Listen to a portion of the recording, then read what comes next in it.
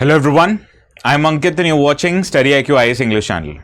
In our today's video, we are going to talk about a multilateral development bank, Asian Development Bank. But why are we discussing ADB today? Let us try to find that thing out. Now, India recently has raised deep concerns about the possibility of misuse of funds that the ADB has provided to Pakistan, because ADB has extended $800 million loan to our neighboring country, and India has vehemently opposed this giving of loan by ADB, because India said that first of all, you're extending financing to Pakistan without even seeing that they have made any improvement in their defense expenditure, because Pakistan is witnessing economic crisis. So any country facing economic crisis, you'd want that country to increase their capital expenditure or welfare expenditure, right?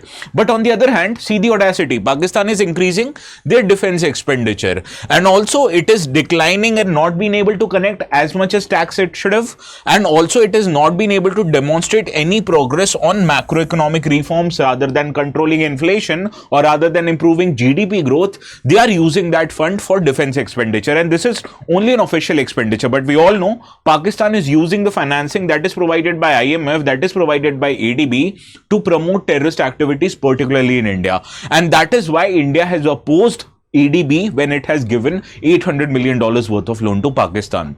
But this is not only why ADB was in news. Also, recently ADB's president was on his official visit to India, and then he met Prime Minister Modi. And in his meeting, he has highlighted that ADB is planning a 5-year initiative in form of grants, loans, etc. to India, so that it will be able to transform India's urban infrastructure. And the amount that will be invested by ADB, it will be nearby to $10 billion. Now, this funding by ADB in urban infrastructure will take different turns, like providing metro extension of existing metro lines, new regional rapid transport system like the one which was constructed recently between Delhi and Meerut, that is Namo Rail RRTS. Similarly, urban infrastructure and services will also be improved using this loan that will be provided by the ADB to India. And this includes not just sovereign loans but also loans to private sector companies, and also using third-party capital. So how exactly ADB functions? What are its sources of income? How does it give loans to countries and private sector? All of this we need to understand, and I will tell you all of that in our today's session only, right? So first, let us understand how or what is ADB. ADB, like IBRD of World Bank, like New Development Bank of BRICS, like Asia Infrastructure Investment Bank, it is also a multilateral development bank, which means it provides funds for socio and economic development, particularly in developing as well as less developed countries, and it is headquartered in the capital city of Philippines, that is Manila. Now, it is a principal international development financial institution, particularly for the region of Asia Pacific, and obviously in this region India also lies. Now, the aim and intention of ADB is to ensure a prosperous, inclusive, resilient and sustainable Asia Pacific, and at the same time sustaining efforts to eradicate extreme poverty in the region. So automatically welfare measures, infrastructural conditions, infrastructural construction, all of this that will improve the infrastructure levels of a country, the funding is provided by ADB, right? Now, in this regard, let us understand how ADB functions. Now, ADB, it provides assistance to developing member countries, not just member countries but also private sector companies and public-private partnership, and it provides these financial assistance in form of grants. Grants are the money that you are not expecting to return back. Similarly, it provides loans, technical assistance like World Bank bodies, as well as equity investments to promote socio and economic development. So suppose if a private sector company or a startup need fund, it can also approach ADB, and ADB will provide them fund in exchange for equity or shareholding in that company, right? So it not just provides financial assistance to government, but it also provides financial assistance to private companies, that you need to remember. Now, ADB, it maximizes the development impact of its assistance by providing policy dialogue, that it can have a dialogue with the government so that government takes certain measures so as to improve its income and reduce its wasteful expenditure, providing advisory services and mobilizing financial resources through co-financing operation. What is co-financing operation? Suppose if I'm investing somewhere and if I bring along with me other investors also to invest in your project, that is called as co-financing. Similar work is also done by ADB, and it taps official, commercial as well as export credit sources to provide funds for the needing countries as well as companies, right? So this is basically how ADB functions.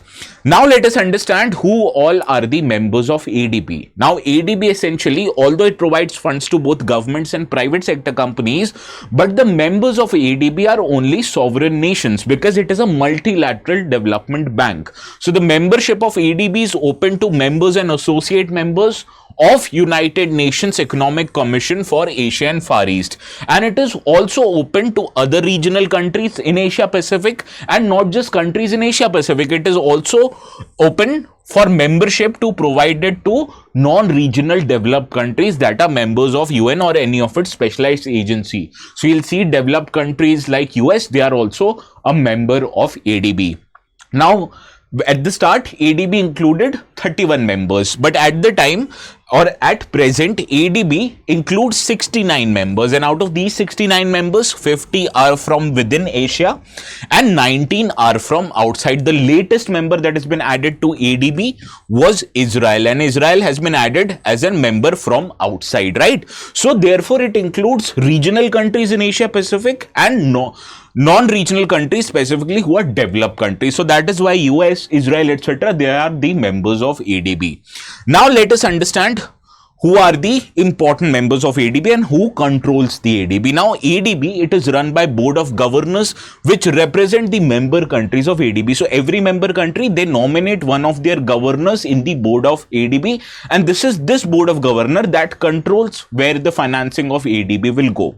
Now ADB is modeled very closely to World Bank because World Bank, IMF, they follow what is known as weighted voting system. Not every country would have an equal vote in either World Bank or in ADB. Country who are providing larger financing to ADB, automatically they will have a larger say in how those financing will be used by ADB, right? So this is called as a weighted voting system where votes are distributed in proportion to how members contribute their capital in ADB. So as of now, ADB's 5 largest shareholders include Japan and United States, who have the largest voting share in ADB, 15.6% each. This is followed by China at 6.4% of voting share, India at 6.3% of voting share, and the 5th largest voting share is that of Australia, that is 5.8% voting share. So this, I told you, it includes regional members and non-regional developed members. That is why US has the largest voting share, because it provides largest share of capital to ADB, including with Japan, right? So that is why they have been given highest voting share.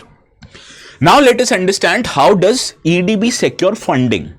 ADB secures funding from its members also, but the most important source of ADB to secure funding is not membership contribution. Rather, it primarily raises funds by issuing bonds in global capital markets. And as ADB is a multilateral institution backed by big governments like Japan and US, that is why the bonds which are issued by ADB, they get highest credit rating in form of AAA bond credit rating. Also, it relies on member contributions earning from its lending operations as well as loan repayments, and ADB administers also a variety of special funds, trust funds and financing partnership facilities which it sets up individually with its member nations and uses that fund to provide financing to private companies in those countries, right? So many of them are funded by contribution of various member countries and donors, and these funds are used to support specific projects and initiatives in those very countries with which they have set up a special fund, right?